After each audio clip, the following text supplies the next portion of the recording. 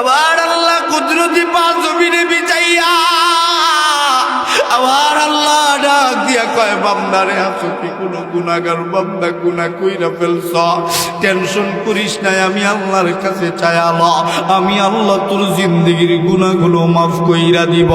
এ বান্দা তাহাজ্জুদে ঘুম থেকে উঠলি না, আমার আল্লাহ রাগ করে না, গুসা করে না। ফজরের সময় মুয়াজ্জিনের কণ্ঠে মসজিদের মিনারা থেকে মুয়াজ্জিন তোরে ডাক দেয় নাই, হাইয়া আলাস সালাহ, এ বান্দা নামাজের জন্য আয়া। আবারও মুয়াজ্জিন তোরে ডাকছে, হাইয়া আলাল ফালাহ, এ বান্দা কল্যাণের জন্য আয়া। আবারও তুই যখন ঘুম থেকে উঠিস না, মুয়াজ্জিনের কণ্ঠে আবার আল্লাহ তোরে ডাক দিছে, আসসালাতু খায়রুম মিনান নাওম, এ বান্দা ঘুমের চেয়ে নামাজ ভালো আয়া।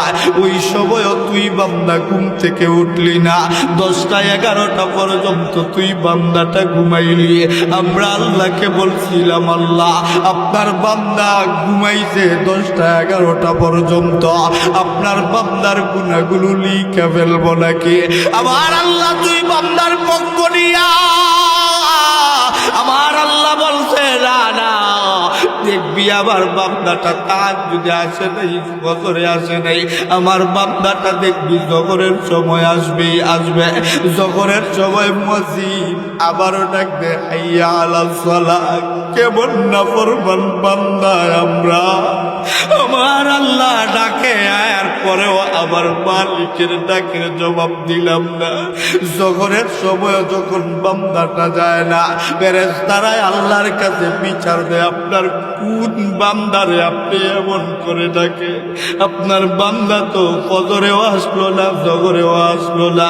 আল্লাহ ডাক দিয়া কয়, আবার বান্দার ভালো লাগে নাই, মনটা ভালো না, শরীরটা ভালো না, দেখবি আসরের সময় আসবে। আসরের সময়ও বান্দাটা যায় না।